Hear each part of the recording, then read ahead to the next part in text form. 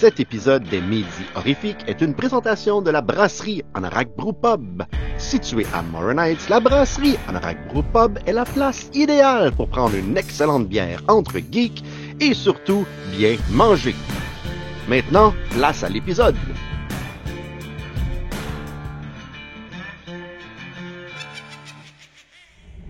Bon vendredi les démons, nous sommes le 6 octobre, je m'appelle Steve et je suis accompagné de... Stéphane, je pense. Ouais, tu penses? Même Ouais. Daniel, il se rappelle de ton nom, qu'est-ce que c'est ça? Ah, je sais pas ce qui est arrivé à Daniel, là. Ça y a pris un certain moment, mais oui, effectivement, je m'appelle Stéphane, puis je suis content de voir tout le monde. C'est vendredi, on aime ça, man. Hey mon Steph, on est à une semaine de vendredi 13. Oui, effectivement. Le En typique octobre, vendredi. en plus. En octobre, dans le temps de Ouais. l'Halloween, on dirait que tout s'enligne pour une journée très terrifiante et horrifique. Effectivement. Puis en plus, il fait comme 38 degrés Celsius à peu près. Ah, c'est fou, hein? Cette semaine, ça n'a aucun maudit bon sens. Ouais, hier, Xav, que maintenant les auditeurs connaissent de nom, ils l'ont pas vu passer encore à l'écran, mais ça risque d'arriver un jour. Il partait pour l'école hier matin, il faisait son déjeuner, il y avait un hoodie avec un chandail à manches longues en dessous, des pantalons cargo, des souliers avec des gros bas dedans. Puis je dis, man, t'es habillé comme si t'étais là en Alaska, puis genre, il va faire 30, là. Ah, puis là, il a juste répondu avec de la bass, là, comme tous les ados font. Là. Mais il s'est changé. Il s'est changé parce qu'il l'a regretté amèrement. C'est weird qu'il fasse 30 en octobre, man. J'en reviendrai jamais. On va le prendre. Hein. On n'a pas eu un été super hot comme. C'était pas constant. Ouais, c'était pas constant. Ouais. Mais bon, aujourd'hui, on est le 6 octobre. Puis, le 6 octobre, qu'est-ce qu'on veut savoir? Qu'est-ce qui se passe? Qu'est-ce qui s'est passé? Dan, es-tu là? Dan? Je sais pas. Dan? Dan? Salut triple d'horreur et bienvenue à Aujourd'hui dans le monde de l'horreur. Aujourd'hui, en ce 6 octobre, il y a un total de 37 films qui sont sortis, dont voici les highlights parmi ceux-ci. Premièrement, en 2009, on a Splice, qui est réalisé par Vincenzo Natali, qui nous a aussi offert l'excellent Cube en 1997. Ça raconte l'histoire d'un couple qui travaille dans la génétique et qui se spécialise dans la création d'hybrides de diverses espèces. Leur dernière création utilise de l'ADN humain et ça avait pas super bien. Ça fait longtemps que je l'ai vu, lui, mais dans mes souvenirs, j'avais vraiment aimé ça parce que c'était assez fucké. Ensuite, en 2010, on a My Soul to Take, qui est un film de Wes Craven. Un de ses derniers. Puis un de ses pires. Ça raconte l'histoire d'une gang de jeunes dans une petite ville qui sont nés la même date qu'un tueur en série est décédé, puis se serait réincarné dans l'un d'eux. Je l'ai juste vu une fois, puis ça m'avait vraiment pas impressionné. Mais je l'ai encore dans ma collection. Juste parce que c'est un film de Wes Craven. Ensuite, en 2015, on a All Hallows Eve 2, qui est la suite de l'anthologie All Hallows Eve, le film qui nous a introduit à Art the Clown de Terrifier. Malheureusement, le personnage est pas dans celui-là. C'est pas une mauvaise anthologie, j'en ai vu des pires, mais c'est loin d'être la meilleure. Mon histoire préférée, c'est probablement la première où des citrouilles commencent à pousser dans des gens après qu'ils aient mangé des graines. À part ça, c'était correct. Ensuite, toujours en 2015, on a Tremors 5 Bloodlines, qui est une suite à la série Tremors qui a commencé en 1990 et qui mettait en vedette Kevin Bacon. Avec les suites, la série s'est éventuellement concentrée sur le personnage de Burt Gummer, joué par Michael Gross, puis on le retrouve encore une fois dans celle-ci. Sauf que là, il y a un fils qu'il connaissait pas, qui est joué par Jamie Kennedy. Il y a eu 2 autres suites qui sont sorties par après, mais c'est le dernier Tremors que moi j'ai vu. Pas parce que celui-là m'a coupé l'envie de regarder les autres. Moi, j'ai trouvé que c'était un bon film malgré le CGI qui était assez bof. Mais c'est juste parce que ça n'a pas donné encore que je regarde les autres. Ensuite, en 2019, on a In Search of Darkness. Et en 2020, on a In Search of Darkness Part 2. Qui sont des documentaires qui se concentrent sur les films d'horreur des années 80. Il y en a 3, puis ils parlent tous du cinéma de ces années-là, puis de l'impact qu'il y a eu. Il y a plein de figures marquantes de l'horreur qui viennent parler de leurs films, puis ça va de John Carpenter à Barbara Crampton, en passant par Doug Bradley. Il y a aussi des experts, puis même des YouTubers, dont le Angry Video Game Nerd, puis James A. Jennings de la chaîne Dead Meat. Moi, personnellement, je trouve ça super intéressant, puis j'ai vraiment hâte de voir le prochain qui s'en vient, qui va parler des films d'horreur des années 90. Ensuite, et finalement, en 2020, on a Tales from the Hood 3, qui est une autre anthologie, mais cette fois une avec des histoires concernant la communauté noire. Ça dénonce beaucoup de choses, dont le profilage racial, la brutalité policière, le racisme, la corruption, puis d'autres sujets comme ça. J'ai juste vu le premier que j'ai vraiment aimé, puis je suis quand même curieux de voir les autres, même si ça a l'air qu'ils sont pas aussi bons. C'est donc tout pour aujourd'hui. Merci les tripeux, à la prochaine et back to you Steve et Stéphane. Tremors 5. Ça, c'est une série, il va falloir que je me tape à un moment donné. Là. Arrête, comment il va falloir que tu te tapes? Arrête. Oh! Man, t'es cruel envers toi-même, Steve. T'as-tu remarqué que toutes les calices de séries, poches, d'horreur, finissent par avoir un bloodline? On dirait que c'est comme le summum, la crème de... Ou un Reborn. Je sais pas, Reborn, j'ai aucune idée de quoi tu parles ou à quoi tu fais référence. Mais Bloodline, par exemple, Hellraiser Bloodline est atroce, mon gars. Ben, comme tout Hellraiser après le 3. Arrête de faire ta face de songeur, là. T'es ben trop sympathique. T'es pas si pire que ça. Pas si pire. Ben oui, ça, c'est comme dire, ça fait pas si mal que ça, piler sur un clou rouillé dans une grange, Steve, là. C'est correct, là. Tu t'en remets éventuellement. Toi, t'avais aimé Splice. Il me semble que tu m'avais parlé de ça. Splice, mais écoute, ça fait longtemps, j'avais trouvé ça correct. J'avais pas tripé sur Splice vraiment en fou, mais il me semble que j'avais bien aimé My Soul to Take, par exemple. Ah, ça c'est le dernier ou un des derniers de Wes Craven, right? Ouais, c'est un des derniers de Wes Craven. C'est un film de 2010, fait que je présume que c'est pas un de ses derniers. Wes Craven a terminé sa carrière de réalisateur en tant que, jusqu'à je suis capable de cliquer plus vite. J'aime comment tu dis des mots pour remplir le temps pendant que tu parles voilà. de load. Voilà, il a fini ensuite avec Scream 4 l'année d'après. Ah, bon, quand même. Il a bien terminé quand même. Oui, effectivement. Mais j'avais trouvé ça correct. Il faudrait que je le réécoute à un moment donné, comme je dis souvent toutes les semaines. C'est ça qu'on dit, mais on est des adultes dans la quarantaine, Steve. Puis le temps, ça, c'est juste, ça fait partie de mon imaginaire, ça. Je pense plus qu'on en a bien de ça. Puis dernièrement, il faut qu'on parle, on n'a pas le choix, de In Search of Darkness 1 et 2.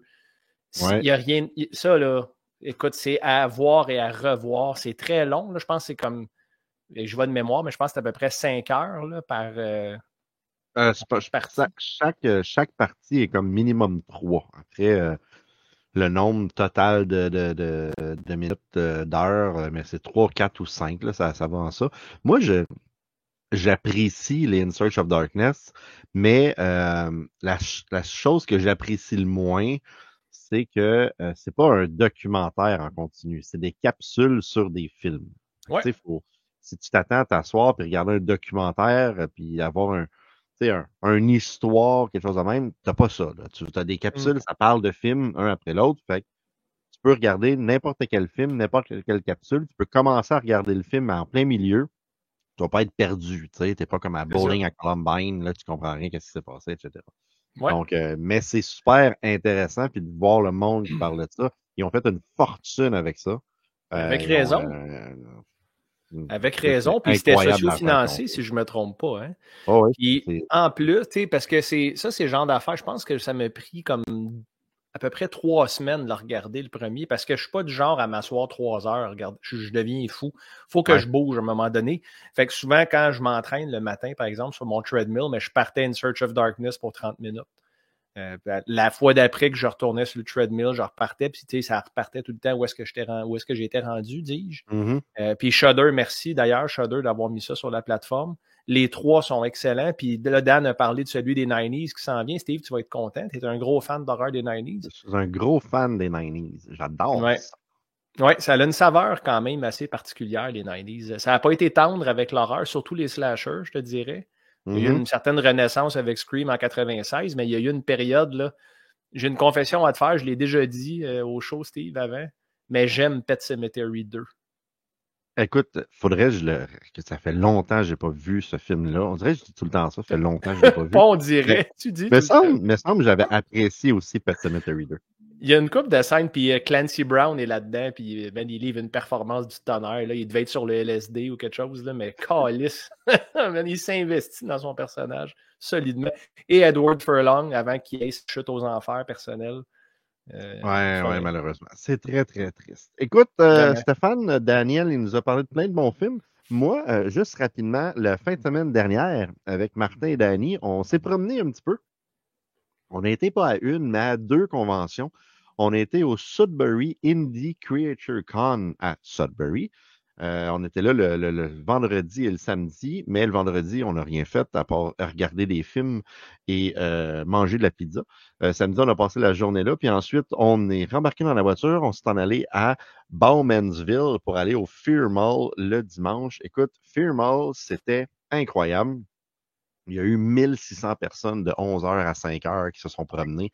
Il y a des C'est du monde au exposants pouce carré, là. Ah, écoute, il y a des exposants qui se sont fait dévaliser leur table. C'est fou. C'est vraiment le fun d'avoir ce genre d'happening-là d'une journée dans une petite ville. Puis le monde, ils s'en vont là pour aller faire du magasinage, là. Ils savent, là. Ils rentrent là, ils font du magasinage, ils font le tour, ils achètent des trucs, puis après, ils s'en vont. Fait que, tu sais, il y avait un roulement de fou. Il y avait un line-up à l'extérieur, des exposants vraiment cool. On a vraiment trippé. SICK, c'était le SICK, c'est le Sydney Indie Creature Con. C'est quand même un nom assez cool, assez sick, comme on pourrait dire. Vraiment le fun aussi. Moi, j'ai appris que Sudbury, c'est 50% français et 50% anglophone. C'est comme, wow, plein de monde qui parle en français. Ils veulent éventuellement avoir plus de contenu francophone dans la convention. Donc, passer des films, faire des choses. Fait qu'on va se reparler. Peut-être des films du Requiem qui pourraient passer là-bas. En tout cas, on va regarder ça. C'était super le fun aussi. C'était très petit, mais il y avait quand même 2 actrices qui ont joué dans et Black Christmas et dans Curtains. Je sais pas si tu as déjà vu le cult classique Curtains. Non. Non. Je vais finir par le regarder peut-être la semaine prochaine. Ah. Puis il y avait aussi la fille qui joue dans Demons. Et là, je vais massacrer son nom parce que j'ai juste Greta dans la tête. Je suis incapable de me rappeler c'est quoi son nom, mais elle était là, elle était super sympathique. On a fait une entrevue avec. C'était vraiment le fun. Et on était faire des tours dans 2 conventions. On a regardé des films. On a acheté des trucs. Fait que je veux vous montrer une partie des choses que j'ai achetées le week-end dernier. Bienvenue au tour de table horrifique.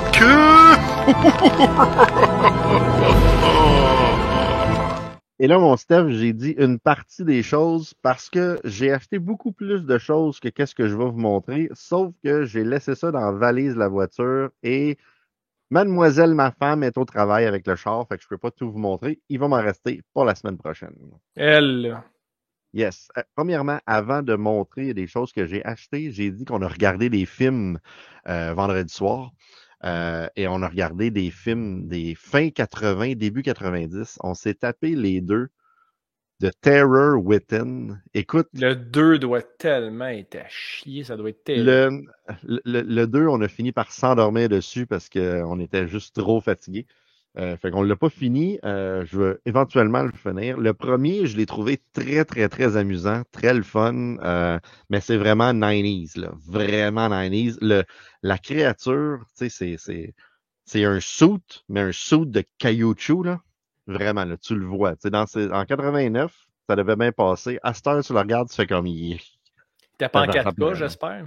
Non, mais c'est un Scream Factory. Fait que la qualité est quand même assez top, là. Ouais, mais c'est pas bon de la top qualité avec des soutes en caoutchouc, comme tu dis. Là. Ouais, c'est ça. Mais le film était sympathique. Moi, j'ai trouvé ça bien le fun. Ben, le 1, il y a quand même un cult following assez important. Ouais, quand même. Le 2, il commence... tu te rends compte qu'il y a une actrice qui était dans le 1 qui est plus là. Fait que tu te dis, OK, elle n'a pas voulu faire le film. Et là, il y a comme 2 personnages qui se promènent, qui est un autre gars, une autre fille. Puis là, tu fais comme, OK, attends une minute. Ça, c'était le rôle des 2 autres, mais vu que la fille n'a pas voulu, ils ont comme changé les noms. Puis là, ils ont donné un autre rôle au gars. Il y a une fausse barbe atrocement dégueulasse. En tout cas, tu vois que le début est bâclé un peu, là. C'est comme si 2 jours avant le tournage, elle avait fait, je serai pas là. Puis on fait, OK, on va ça. Fait que j'ai acheté des choses. Je disais qu'il y avait beaucoup de francophones là-bas. J'ai acheté d'autres frissons. Ça sent bien. Bruno va être content. Je me suis pogné Menace. Ensuite, j'ai pogné Une lumière dans la nuit. Hein? Ensuite, j'ai pogné La pension infernale. On voit ici. Et finalement, Le secret de l'auberge. Fait que c'est sûr que j'avais pas dans ma collection. Et ensuite, La pension infernale, ça doit parler de garde partagée, d'après moi, là, parce que c'est le genre d'affaire qui te suit longtemps, ça. Ça doit être ça.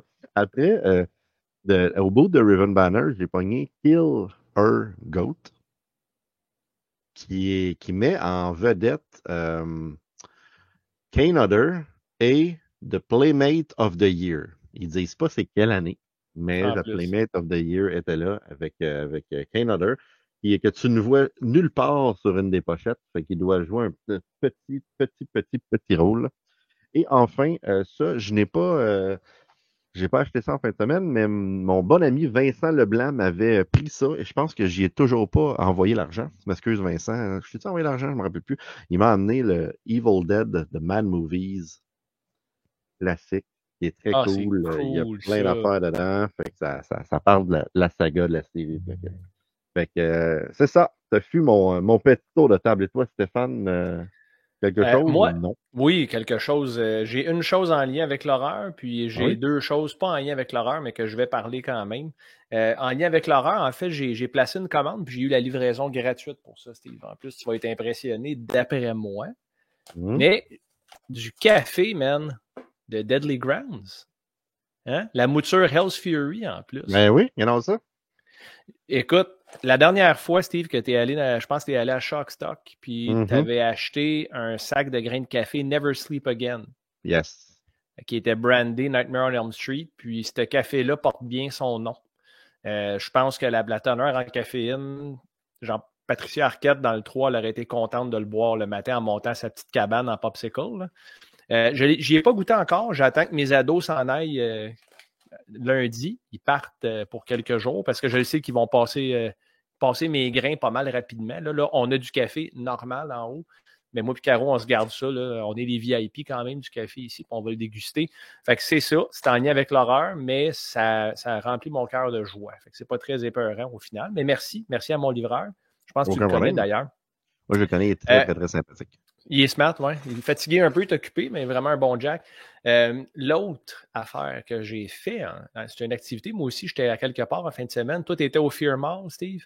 Moi, j'étais au marché aux puces Saint-Eustache avec mon bon ami Alec du podcast Horreur 360. On est allé en boys faire une tournée du marché aux puces. On a vu vraiment des êtres humains extraordinaires, comme à chaque fois au marché aux puces, du monde vraiment étrange. Il y avait un homme en particulier, il avait peut-être, d'après moi, il avait peut-être 75 ans, mais il avait comme une perruque noire foncée sur la tête, puis des shorts, des genres de shorts de tennis des années 70, mais jackés dans la craque, là, solide, puis il y avait le lunch d'un bord de la couture, tu voyais vraiment la forme de son lunch, puis quand il a passé ça c'est de l'horreur en passant, c'est pour ça que j'en parle, là. Quand Ah Alex, oui. il a dit tabarnak, check-les, man, check-les. On dirait qu'il n'est pas vrai, puis là, il était en amour avec, c'était vraiment drôle. Puis on s'est ramassé à une boutique de bande dessinée que je ne savais pas qu'il y avait au marché aux puces. Puis ça n'a pas de lien avec l'horreur, je te l'ai dit, mais je me suis acheté 2 BD parce que c'est près de mon cœur pas mal, cette affaire-là. C'est des BD de Tekken. Fait que je ne sais pas si tu Je ne connais connais Tekken. pas. Pas encore. Tekken, dans le fond, c'est une série de jeux vidéo one-on-one fighting. Puis j'ai toujours tripé sur Tekken. Dans le temps de Tekken 3, je jouais aux arcades ici à Saint-Eustache, au Atlas Amusement. Puis mon surnom, des gens qui me connaissaient pas, c'était le gars qui joue à Tekken. Parce que j'étais assez solide à Tekken, à l'arcade Tekken 3 précisément. Donc, je lance le défi à tout le monde qui nous regarde et nous écoute. Si quelqu'un veut se pogner avec moi à Tekken 7 sur Steam, je suis pas mal certain que vous ne gagnerez pas un round. Ne dérange pas si vous êtes bon, mais je lance le défi comme ça, puis on va avoir du fun. Fait qu'écrivez-moi si ça vous tente de jouer à Tekken. Fait que voilà mes achats, mon Steve. Très cool, très cool. Donc, aujourd'hui, dans le monde de l'horreur, les achats, on a parlé de Sudbury. Là, on a, pour une autre semaine, on a une invitée spéciale sur le show. Le réalisateur d'un fan-film d'Halloween qui s'appelle Halloween Stocks, qui a, à ce jour, plus de 96 000 views sur YouTube, et ça en moins d'un an. Et je nomme ici Dominique Cousineau-Benoît. Salut Dominique, comment ça va? Messieurs, comment allez-vous? Je suis vraiment content d'être de retour. Écoute, ben oui, parce que tu étais venu sur le show pour parler de Halloween Stock, justement. Et là, je t'ai réinvité parce qu'il y a comme une suite à Halloween Stock. Là. Ça l'évolue. Il y a autre chose qui s'en vient. Fait que je veux que tu nous parles de ça. Est-ce que c'était Breaking News l'année dernière quand je mentionnais que les idées commençaient à se bousculer dans ma tête. Je pense que c'est la première fois que je le mentionnais en direct quelque part. Là. Fait que vous avez été les premiers à le savoir. Incroyable. OK. D'abord, quasiment 8 mois plus tard, on ne s'était pas vraiment reparlé de ça, mais merci pour les éloges que vous aviez faits au premier film. Là. C'est Stéphane, je crois que tu n'étais pas là à l'enregistrement, c'était que Steve et moi, mais vous en aviez reparlé la semaine suivante. Tu avais pris le temps de le visionner, puis les mots que vous avez eus à l'égard de mon humble projet étaient vraiment appréciés. Donc, écoute, merci Dominique, pour ça. Ça fait plaisir, puis je vais le répéter ici en ondes.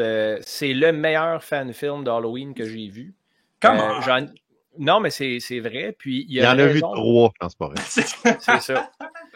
Non, mais j'en ai vu plusieurs. Tu sais, je regarde beaucoup de fan-films dans mon algorithme YouTube. Il y en a de tout genre qui passent, autant pour Nightmare on Elm Street que Friday, que Halloween. Puis il y a beaucoup de fan-films de Halloween. Puis la raison pourquoi je dis que c'est le meilleur, Dominique en fait, c'est pas juste parce que tu es là avec nous cette semaine, mais c'est parce que tu as réussi à avoir le ton de ce que John Carpenter a créé. Tu as réussi à avoir le ton, puis c'est ça qui est le plus difficile à faire dans des fan-films. Ça avait l'air canon, tu comprends, dans la série. Ça avait pas de l'air de quelqu'un qui a fait ça dans sa cour vite faite avec une GoPro. Là. C'était vraiment bien fait, puis l'ambiance, les musical cues, comment ton audio t'est mixé, l'éclairage, la réaction des personnages envers Michael, je m'en souviens encore, puis ça fait presque 1 an que je l'ai vu. Là. C'était vraiment on point, fait que félicitations pour ça. Merci beaucoup. On est arrivé préparé. Moi, ce projet-là a été en gestation dans ma tête pendant vraiment longtemps. Là. J'ai eu peur pendant des années de me lancer dans un projet de cette ampleur-là. Jusqu'à un matin où je me suis réveillé et j'ai réalisé, je pense que c'est à l'été 2022, l'idée de ne pas le faire commence à faire plus peur que l'idée d'essayer. Donc, je me suis lancé à l'automne 2022. J'avais une idée d'histoire que j'ai écrit rapidement. On m'avait offert des lieux de tournage, mais je partais à peu près de zéro. J'ai quand même de l'expérience en production vidéo, mais des films de cette envergure-là, diriger une équipe, diriger des comédiens, aller tourner la nuit dans le bois, tout ça, c'était toutes des premières fois. Fait que j'ai décidé d'y aller avec un scénario qui était somme toute simple. Je pense que ça a contribué au succès de mon fan-film aussi. Là. Au lieu d'inventer de la mythologie, on est allé avec quelque chose de direct, mais on l'a bien fait. Hein, c'est un film qui est court, mais qui est efficace. Par contre, moi, j'ai voulu me préparer. Hein, chaque détail était pesé. Chaque détail était réfléchi. On avait travaillé avec Benoît, l'acteur qui interprète The Shape, la démarche, le maniérisme. Avec le DOP, on avait fait de la recherche là, pour les looks, les couleurs et tout ça. On regardait des moodboards, des photos tirées du premier film. Juste en termes de scénario, j'ai essayé d'inclure plein de petits clins d'œil à travers les répliques des personnages, par exemple. I just saw a shape. Hein? La jeune femme dit ça à la fenêtre là, au début du film quand elle voit quelque chose en arrière. Fait que non, c'était vraiment un trip qu'on s'est offert, je pense. Et quand ce film-là est finalement abouti, a été mis en ligne le 13 janvier, vendredi 13, hein, 13 janvier 2023, pardon. C'est drôle, mais j'ai comme eu une petite dépression postpartum. J'appelle ça comme ça ces temps-ci quand j'en parle aux gens. Je me sentais comme un parent qui lâche la main de son enfant. Tu sais, j'avais quand même passé 3-4 mois à temps plein là-dessus. Là. Moi, depuis septembre-octobre 2022, j'avais mis mon travail de côté pour me concentrer que là-dessus. Donc, c'était dans mon cœur, c'était dans ma tête, c'était partout.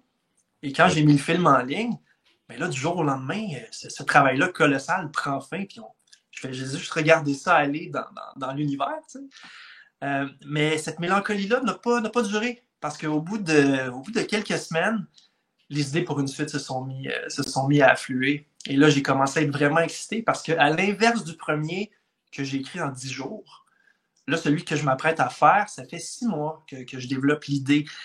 Pas 6 mois à temps plein, là, mais 6 mois à temps perdu. Dès que j'ai une nouvelle idée qui pop-up, je viens peaufiner, perfectionner, améliorer. Tu sais. Et je voulais relever la barre avec le second à tous les niveaux. Je tiens à ce qu'il soit plus épique, qu'il soit plus complexe, qu'il soit plus émotif, qu'on embarque plus. Donc, le film s'enligne pour être plus long. Pas énormément plus long, mais peut-être 1 fois et demie ce que le premier était. Oh. Les enjeux seront plus élevés aussi, en ce sens que dans le premier, sorry, spoilers alert, hein, vous vous souvenez, c'est l'histoire d'un couple, et rapidement, le conjoint, en tout cas, le mari, ou peu importe, il se fait dispatcher assez vite. Hein? Et l'histoire suit, après ça, la jeune femme qui essaye de sauver sa peau. Je me suis demandé, moi, comment faire pour augmenter les enjeux et rendre ça plus émotif. Donc, le 2, cette fois-ci, va suivre les aventures d'une mère et de son petit garçon. Et en fait, rapidement dans l'histoire, ben, mère et fils vont être séparés. Et le film, c'est la quête de la mère qui essaie de retrouver son enfant sans se faire pogner. Et ça, ben, je pense que ça vient rendre tout ça plus émotif, plus stressant, plus urgent. On reste dans le ton. C'est une suite à ce que j'ai fait, donc je tiens à ce que visuellement, en termes de ton, en termes d'histoire, ça se suive, ça soit un peu pas similaire en termes d'histoire, là, mais je veux qu'il y ait une cohérence, en fait. Quand on regarde les deux films, là, je veux qu'on sente que c'est la même vision, c'est le même réal, c'est la même équipe. Est-ce que ça se passe comme dans la même époque? Est-ce que c'est comme la même soirée un peu plus tard? Minute quand même. Il y a certains spoilers que je suis pas prêt à révéler encore. Il y a une affaire que j'aimerais ça qu'on fasse, là, c'est qu'on regarde la bande-annonce. Est-ce que tu as sorti une bande-annonce? Non, du deuxième? Ah, ben oui. Ben, c'est une annonce où je présentais le logo du second film. C'est pas tout à fait une bande-annonce parce qu'il n'y avait rien de filmé encore. Non, je sais ça, mais c'est comme un petit teaser juste pour nous donner le goût, là. J'aimerais ça qu'on regarde le.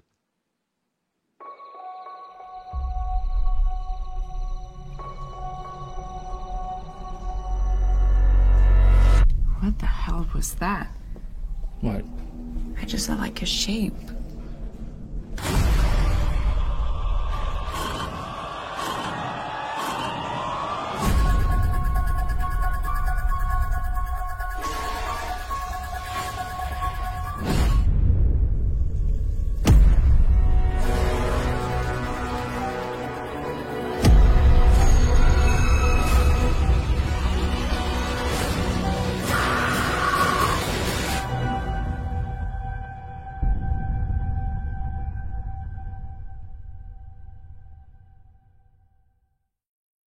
En fait, ça, c'était la bande-annonce du premier. Oui, c'est ça, tu t'es gouré, mon ami, hein? T'as mis la bande-annonce du premier. Mais d'autant plus, c'est excellent, Steve, parce que ça permet aux gens qui ne l'ont pas vu. Là, ça m'a redonné le goût de le regarder encore. Fait qu'honnêtement, tu es gouré, mais de la bonne manière, ça, c'est ça. Un happy accident, comme on dit. Bien joué. Non, mais le premier, ce qui est le fun, c'est comme il n'est pas très long, on l'écoute, mais après ça, on a envie de le remettre. Si ça durait 50 minutes, là, pas vrai qu'on regarderait ça 3 fois de suite. Ça doit contribuer aussi au nombre de visionnements en ligne, j'imagine. C'est quand même assez incroyable. Hein? Vous l'avez mentionné tantôt, le nombre de vues qu'on a atteint en 9 mois, là, ou un petit peu moins. J'ai jamais cru, moi, qu'on atteindrait, par exemple, 100 000 avant l'Halloween, mais à date, ça s'enligne pour y arriver. Là. Je suis tellement content. Je touche du bois à chaque fois que j'en parle. Ton timing est bon pour atteindre 100 000. Là. Ça devrait se faire ce mois-ci. Ouais. Mais en termes de timing, ça, je ne pouvais pas prévoir ça. Mais l'idée de faire une suite maintenant, ça, par contre, c'est pas anodin. Hein, je vous écoutais avant d'arriver en ondes, vous parliez des conventions où vous êtes allés ce week-end. Moi, il y en a une à laquelle j'aurais aimé aller et que j'ai pas pu. C'est le H45 Years of Terror qui avait lieu vendredi, samedi, dimanche à Pasadena. On célébrait le 45e anniversaire du premier film. Hein. Il y avait à peu près tous les artistes et artisans des 13 films de la série qui étaient là. Il y a des dizaines de milliers de fans de partout dans le monde qui sont venus rencontrer leurs idoles. Et qu'est-ce que ça fait, ça? Ça fait qu'en ce moment, Halloween est très trendy. Hein, on en parle beaucoup. Et moi, là, de travailler sur ma suite, hein, fait que c'est ça, non seulement je fais un fan-film au bon moment, mais j'en ai déjà un à mon actif. Donc, les gens qui me suivent depuis l'année dernière, qui ont hâte à une suite, sont peut-être un peu plus à l'affût. Moi, ça me stresse, par exemple, là, ça me met la barre haute, hein, je dois performer. C'est le prix à payer, mais il y a un momentum qui entoure ça. Et moi, de travailler sur un deuxième Halloween Stocks, je pense que le temps était bon, puis c'était stressant aussi rapidement de me lancer dans un deuxième, parce que j'ai pas fait d'autres choses entre-temps pour développer mes skills. Hein. Je suis passé de mon premier à mon deuxième. En fait de sparring, c'est ça. T'as pas fait de combat de round de sparring entre tes deux films. Tu as juste passé d'un projet à l'autre direct. C'est ça. Mais ça me parle. Ça me parle. C'est ça que je voulais faire. C'est ça que j'avais envie de faire. Et ça s'annonce bien. J'ai toujours voulu faire un fan-film aussi. Moi, de base, ça avait été un fan-film de Friday the 13th, back in the day. J'en parle souvent. Ça serait le fun de faire ça. Ça serait le fun. Mais c'est ça. C'est beaucoup de travail pour arriver à quelque chose. Puis avec tous les projets qu'on a présentement, ça serait un peu difficile pour nous. Mais j'ai toujours rêvé à ça. Ou un Evil Dead. Un vrai fan film d'Evil Dead, il y en a eu, mais ça aurait été aussi très cool de faire ça. Mais bon, en tout cas. Ouais, les fan-films sont un peu comme une sorte d'anomalie. T'sais, pas qu'il n'y en a pas beaucoup. Ce que je veux dire, c'est que faire un fan-film, vous l'avez mentionné tantôt, on peut tomber sur tout type de fan-film en termes de qualité. Parce qu'un fan comme moi, qui travaille dans le domaine, qui est entouré, qui a de l'équipement et qui décide de se dédier à ça, c'est une chose. Mais il y a beaucoup de fans qui vont faire ça, comme vous disiez, avec une GoPro, avec un téléphone intelligent, et les niveaux de qualité vont varier. Ce qui est transversal, par contre, c'est l'amour que les gens ont pour la franchise à laquelle ils veulent rendre hommage. Mais faire un fan-film avec les moyens que moi j'investis, ça, c'est une anomalie. Parce que les fan-films, on ne fait pas d'argent avec ça.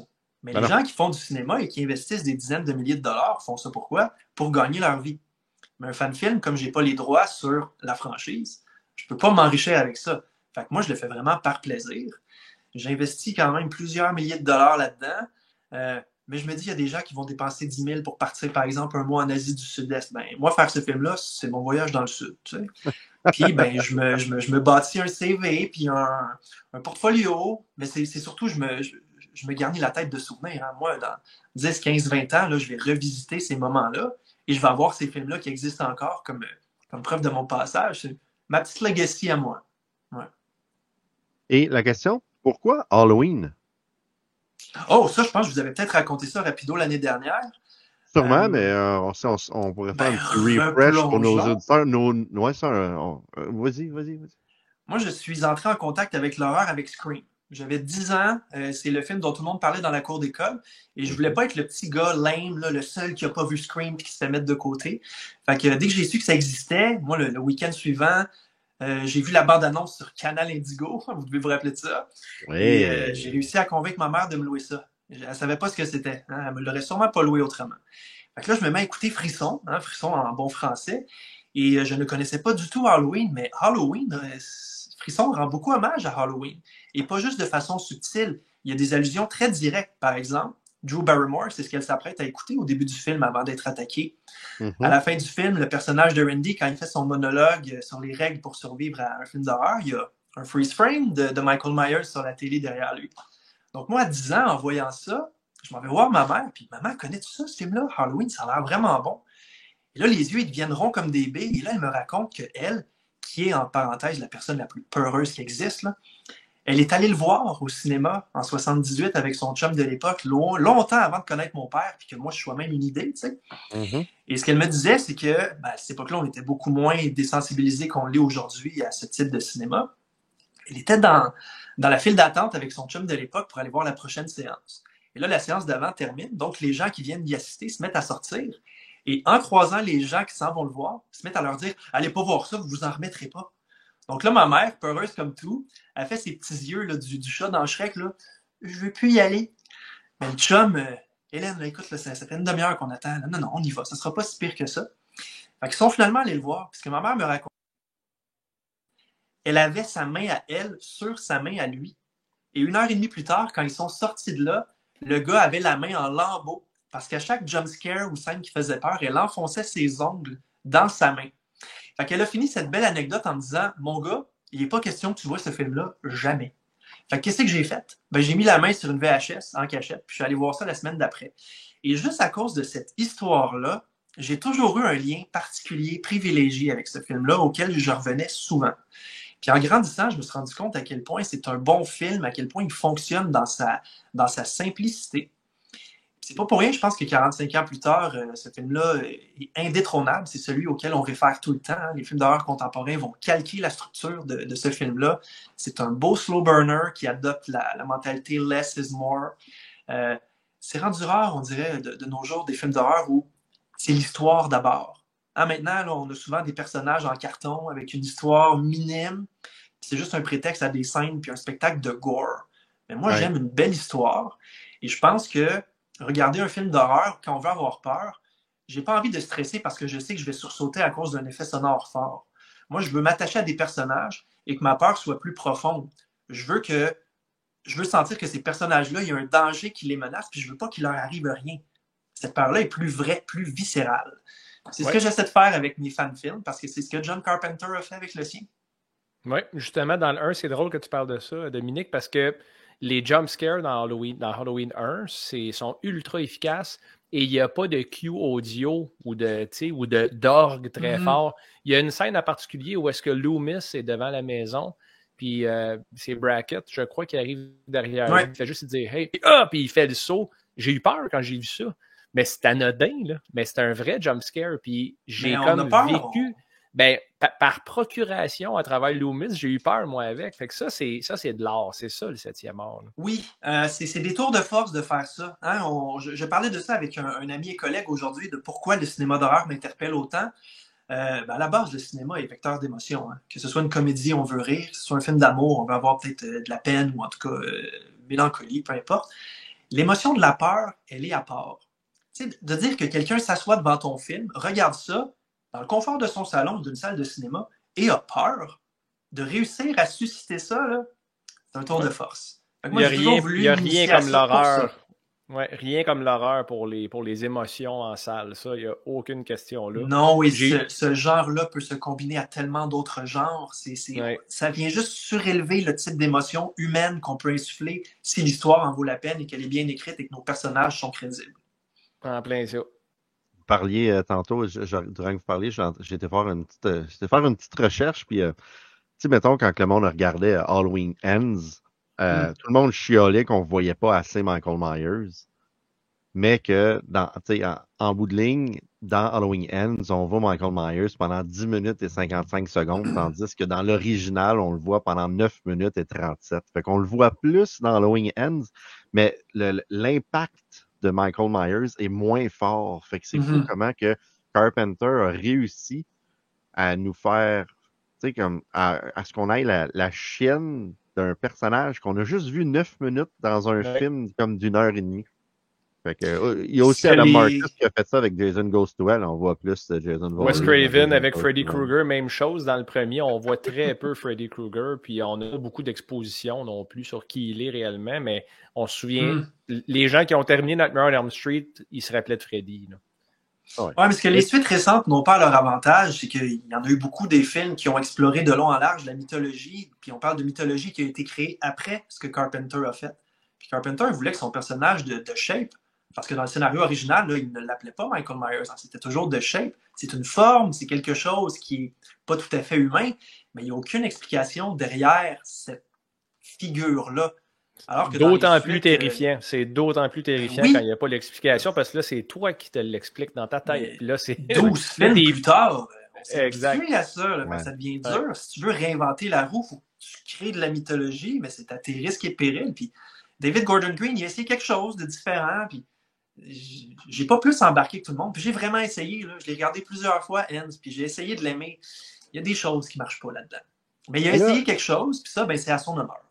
Qu'est-ce qu'on sait, c'est que le monde va sûrement aimer Halloween Stalk 2. Là, c'est quoi les prochaines étapes pour ce film-là, en fait? Qu'est-ce qui se passe? Là, la première chose, ce soir même, je dois aller changer le sous-titre. J'avais appelé ça Halloween Stalk 2 Bloodline. Mais peut-être Halloween Stalk 2 Reborn. J'hésite, là, je réfléchis.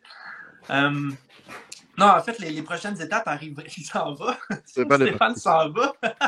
Chez moi, Reborn, les gars, là, écoutez, je vous aime, là, mais pas tant que ça. Ah, mais pourtant, ils viennent de faire un Jeepers Creepers avec une production value de grande qualité. Écoute, j'ai aucune idée à quoi tu fais référence, Dominique. Enlève ça, man. OK. Ah non, tu l'avais là! Non, merci. Excuse-moi, j'aurais pas dû lancer Steve là-dessus. Est-ce que tu as déjà vu, là, excuse-moi, je veux pas te couper dans ton pitch, Dominique, mais est-ce que tu as vu l'épisode 2 de notre show, le Chevalier du démon du midi? Je ne crois pas, mais il va falloir. C'est correct. Ben, peut-être ou pas, ça dépend, parce que Steve m'avait dit, à la fin du premier épisode qu'on a fait ensemble, il dit, la semaine prochaine, tu vas regarder Jeepers Creepers Reborn. Puis là, c'est devenu un running gag avec nos auditeurs. J'ai croisé des gens au Requiem, d'ailleurs, Steve, il y a 3 semaines, puis ils me parlaient tous de ça. Puis Jeepers Creepers Reborn, puis j'arrêtais de parler, je devenais muet. C'est comme une punition, ça. Pas comme, c'est une punition. C'est le pire film que j'ai vu de ma vie. Puis j'y ai pensé. T'as vu le troisième, Stéphane? T'as-tu vu le troisième? Oui, absolument. Ah ouais, ok. Je me rappelais Ouais. plus si tu avais vu le troisième. Le troisième, ça avait de l'air de quelqu'un Oh, qui c'est joue. spectacle. On dirait que le Creeper jouait à World of Warcraft, puis il montait de level, puis il grindait. Là. C'était ça, Jeepers Ah oui, c'est Creepers oui, c'est 3. vrai, Là. c'est ça. Ouais, C'est mais au ça. moins dans le 3, ils ont ramené Jonathan Breck qui l'interprétait. Tu sais, Breck l'a interprété dans les 3 premiers films, puis c'est la Ouais. seule chose qu'il y a de bien dans le troisième opus de cette série-là, c'est le portrayal de ça. Les choix d'histoire, ça lui appartient pas. Mais le quatrième, c'est comme des gens qui ont triché. C'est comme s'ils avaient fait un fan-film, en fait, parce que Ouais. ils n'avaient Mais pas les pire. droits de Jeepers Creepers, puis je sais pas comment ça s'est négocié après ça en arrière, mais on est passé proche de ne jamais voir ce quatrième film-là.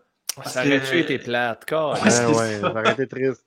Maudit. Ça aurait été triste. Mais bon, écoute, là, on t'a coupé ton speech pour parler de Ah, Jeepers c'est Creepers. rien. Mais vas-y, c'est quoi les prochaines choses pour Halloween Stocks 2? Ben moi, ça fait depuis le 1er septembre que j'ai pris, un peu comme l'an dernier, là, j'ai mis mon travail de côté pour me concentrer là-dessus à 100%. Et ce n'est pas un luxe, parce que comme tout est plus gros en arrière de la caméra aussi.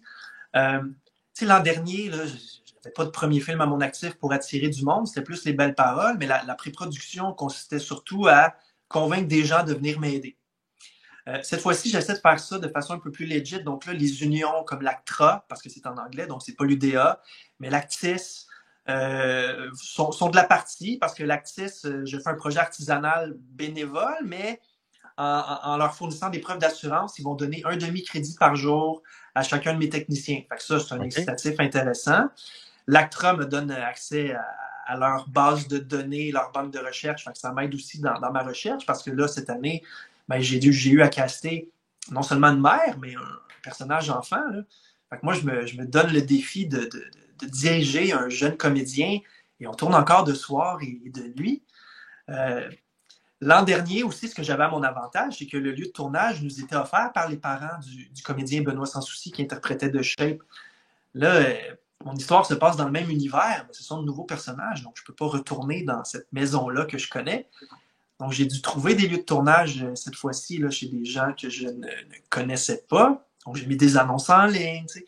C'est un long et complexe processus qui est parsemé de défis et d'embûches, mais chaque petite victoire est célébrée. Et j'ai pas remarqué ça, mais mon premier a fait du chemin ici au Québec aussi. Moi, je le voyais performer en ligne là, sur YouTube, donc je me disais, ben, des gens aux États-Unis, tu sais.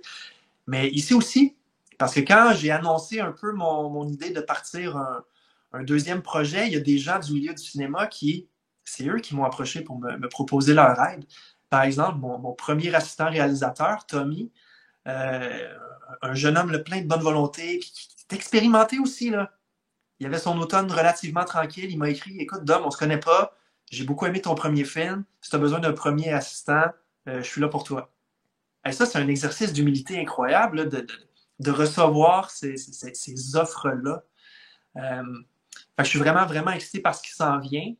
Moi, j'aimerais vraiment beaucoup commencer le tournage de ça dans 8 jours, parce que dans 8 jours, c'est le 13. Et le 13, cette année, ben, ce mois-ci, c'est un vendredi. Et ben, il y a comme un symbolisme hein, dans le fait de débuter le tournage de mon film d'horreur un vendredi 13, en octobre en plus, quand mon premier est sorti un vendredi 13 dans la même année.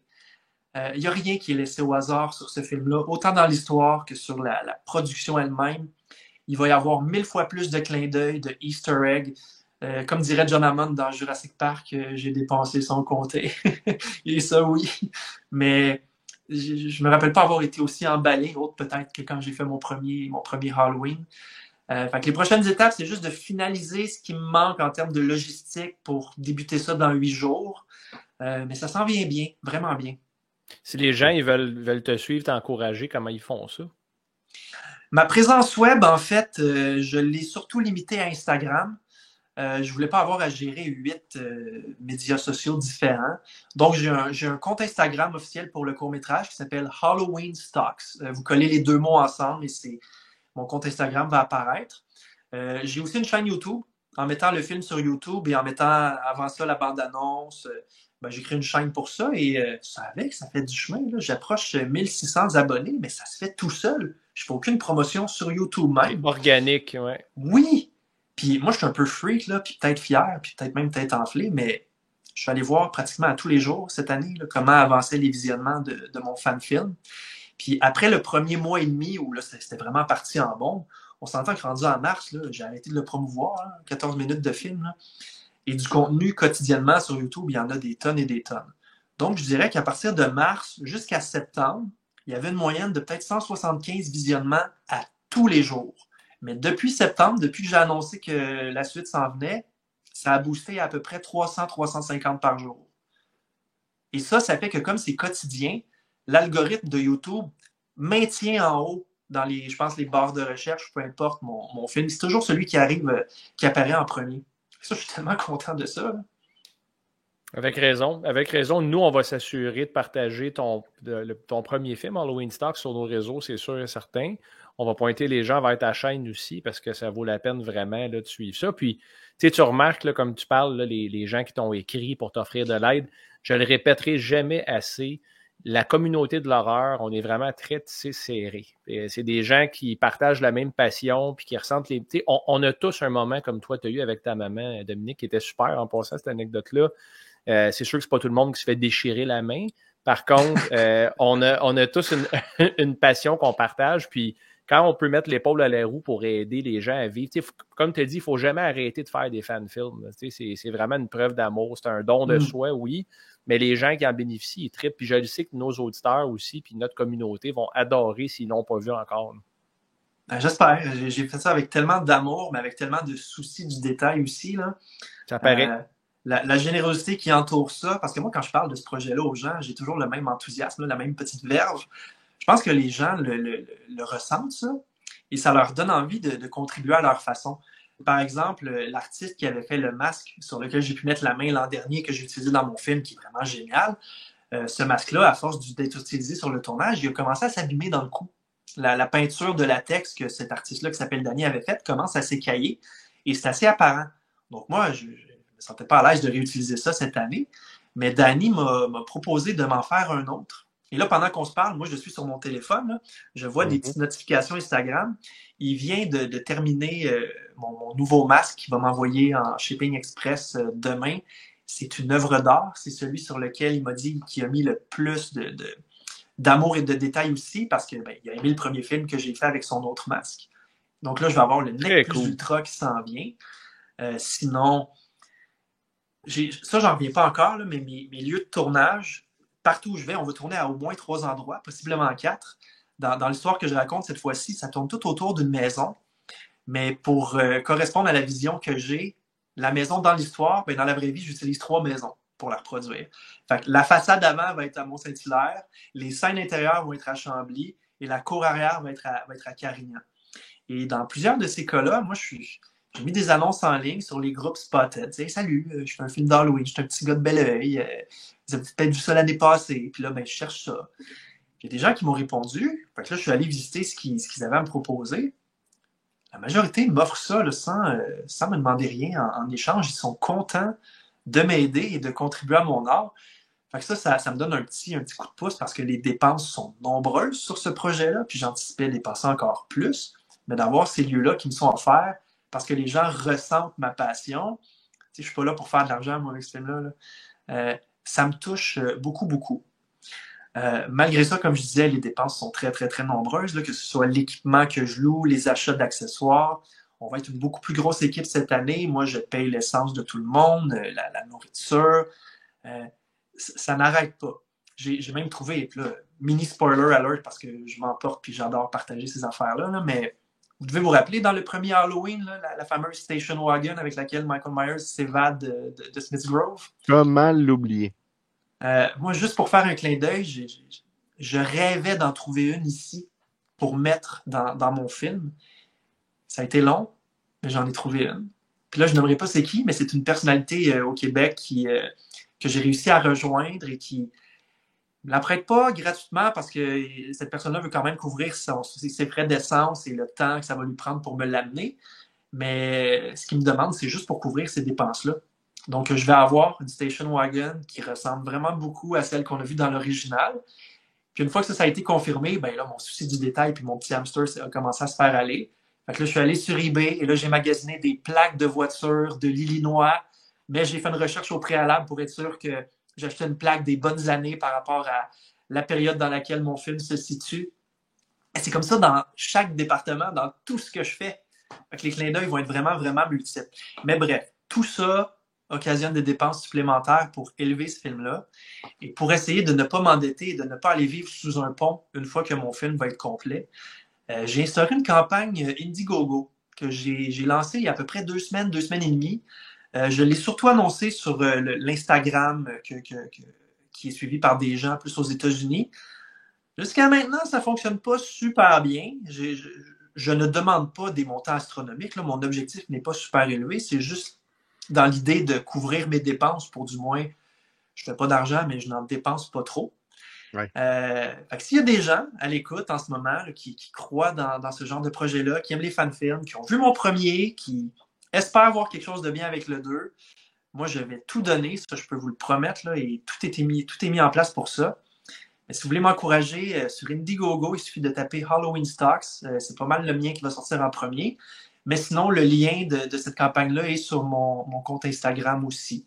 Fait que si vous voulez contribuer d'une façon ou d'une autre, il n'y a pas de petits montants, il n'y a que des montants et chaque petit don va vraiment beaucoup m'aider à respirer et à vous offrir quelque chose de grandiose. Rien de moins. Cool. Écoute, Parfait, regarde, Dominique. le lien est aussi en bas de l'écran. Écoute, je te remercie beaucoup, Dominique. C'est toujours le fun de se parler. Puis, je me dis tout le temps qu'on devrait, des fois, à un moment donné, juste faire un podcast avec toi, puis jaser pendant des heures et des heures. Et jaser Oh, les gens vont cette année. Moi, je pourrais continuer pendant 4 heures juste là-dessus. Là. Tellement de choses à dire. Ouais, mais là, parce que là, Stéphane, il veut vraiment parler du film qu'il a regardé durant la semaine que je l'ai lancé au défi. J'espère que ça va être meilleur que Jeepers Creepers Reborn. En fait, C'est un film avec le sous-titre Bloodline dedans que tu as regardé? Non, Ça, c'est non, Steve. Ça, c'est Steve qui fait Steve, ça, hein? regarder des films avec Bloodline, ouais. Moi, je Ah, m'inflige non. pas de telles souffrances. Non, j'y ai fait écouter No One Will Save You, qui est un film qui est sorti le 22 septembre sur Hulu et Disney+, et j'avais vu de très bons commentaires que je n'ai pas vus. Avez-vous vu Talk to Me? Moi, ça a été ma surprise à Fantasia cette année. Non? Ça s'en vient. Pas encore vu Talk to Me, mais ça s'en vient. Stéphane va le regarder sur ma bien. Faites ça. Ça vaut vraiment la peine. C'est excellent. Good. Je vous merci, laisse là-dessus, Dominique. messieurs. Oui. Merci à vous. Merci beaucoup. Halloween Merci. Stock 2, allez voir ça. Je remets rapidement. Non, je ne la remets pas. Je la remets dessus. Je la remets pas. Oui, je remets l'Indiegogo rapidement ici en bas de l'écran. C'est gentil. Et voilà. Je te remercie d'être passé sur le show. Puis on se reparle dans pas long. À la prochaine. bientôt. Après mon prochain Fait My Guess. Yes, sir. Salut, Dominique. Salut. Bye. Fait que, mon Steph, on va enchaîner tout de suite parce que là, on a déjà fait l'introduction de No One Will Save You. Fait que, regarde-moi ça. Un film qui devrait être pas pire. Hey, toi, regarde-moi ça.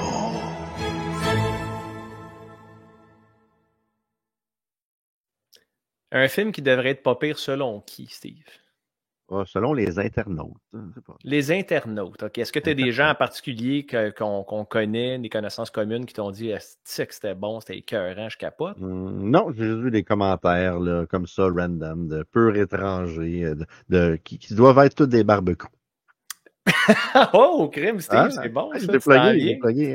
Pas pire. Écoute, tu l'as dit tantôt, c'est un film très récent, c'est tout frais sorti du four, là, c'est le 19 septembre sur Hulu puis Disney+, effectivement. C'est un film d'invasion extraterrestre, OK? Donc, ça se catégorise dans l'horreur, oui, parce que j'estime que c'est un sous-genre de l'horreur, tu sais, c'est un film muet, ou presque.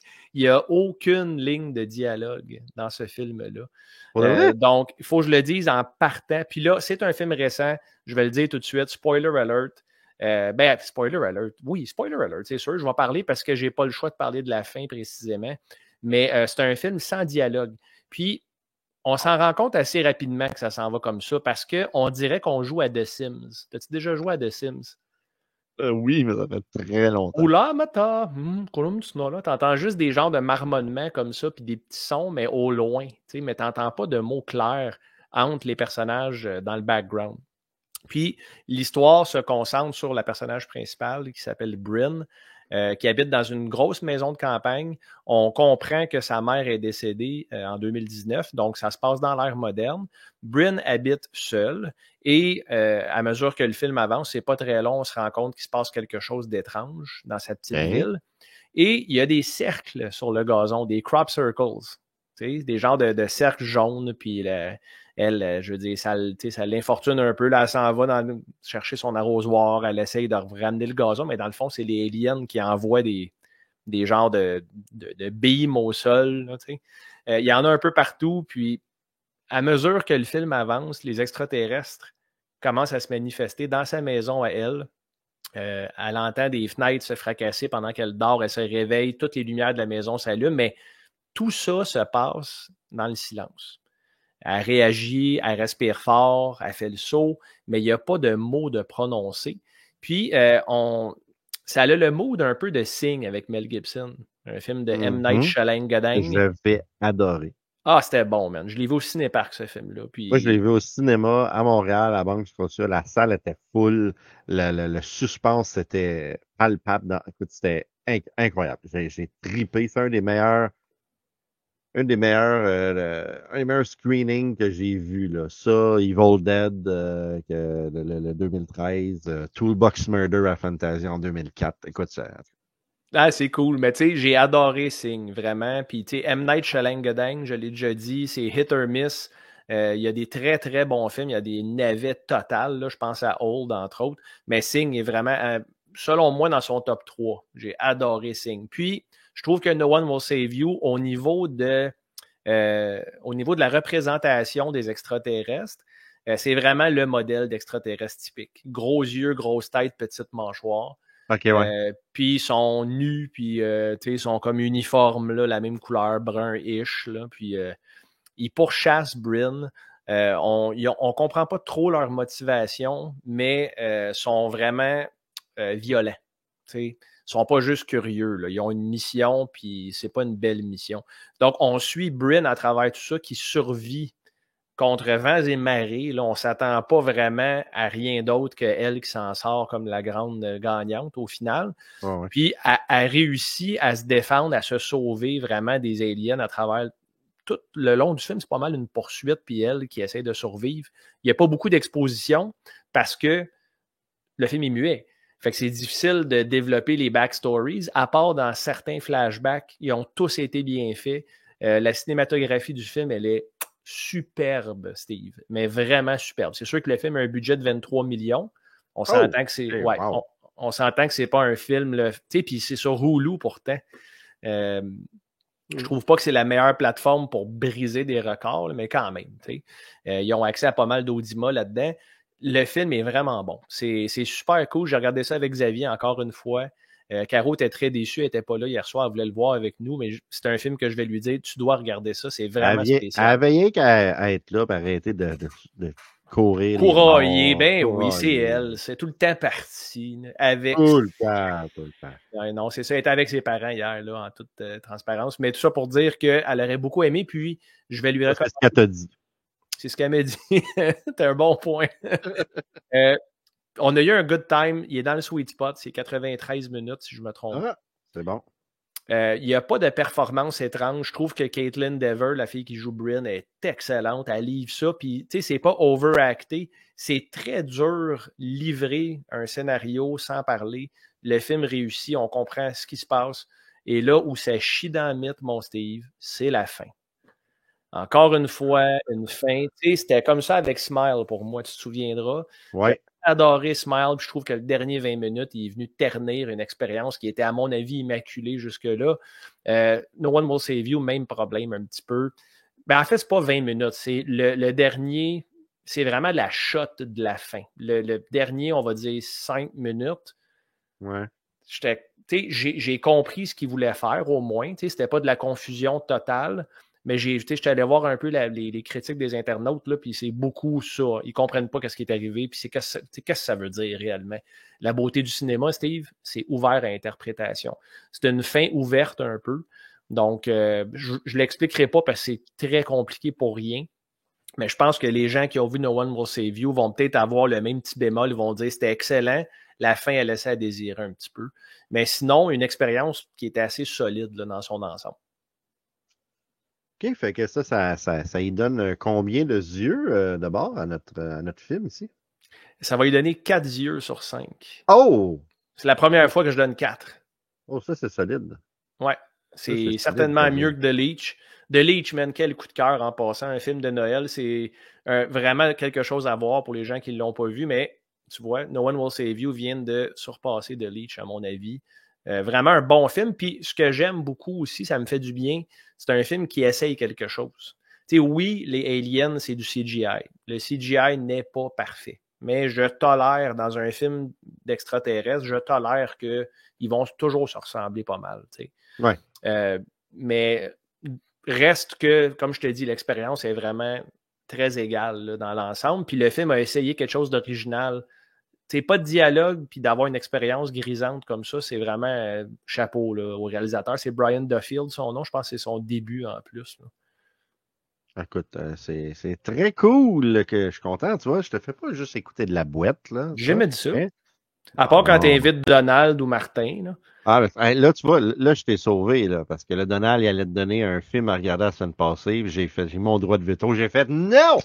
Mais je moi, pense que Donald allait me recommander un film de merde, mais il était trop occupé avec son bébé qui pleurait direct dans le micro ou sa femme qui faisait la vaisselle à 3 cm de son setup, puis ça l'a déconcentré, puis toi, tu as sauté là-dessus pour me recommander No One Will Save You. Right. Écoute, là, je vais te donner le choix. Je vais te donner le choix entre deux films qu'on a parlé durant le show. Veux-tu regarder un cult classique canadien qui s'appelle Curtains, ou veux-tu regarder ce qui est, selon plusieurs, le film d'horreur de l'année de 2023, qui est Talk to Me? Talk to Me. All right. Ouais, ça me tente de parler de ça. Puis Curtains, c'est quelque chose qui est sur mon watchlist depuis longtemps. Ça, c'est une question de temps. Je vais peut-être même regarder les deux. Puis à la limite, je vais quand même juste faire le regard pour Talk to Me. Mais oui, j'ai hâte de voir ça. Bon, ben, hey! Tu fatigué, mon Steve? Pourtant, il est juste midi. Il est juste midi. Là. Non, mais là, il est rendu plus qu'une heure parce qu'on a tapé notre sweet spot d'une heure. On est rendu à 1h01. Ah, c'est-tu pas assez beau, ça? Ouais, effectivement. Fait que sur ça, ben, on va aller faire une sieste d'après-midi. Hein? Parce qu'on a-tu autre chose à parler? Y a-tu quelque chose que j'ai oublié, Stéphane? Ça m'arrive d'oublier des affaires des fois. À part de dire que t'aimes donc nos auditeurs et qu'on a une annonce spectaculaire à leur faire la semaine prochaine, non.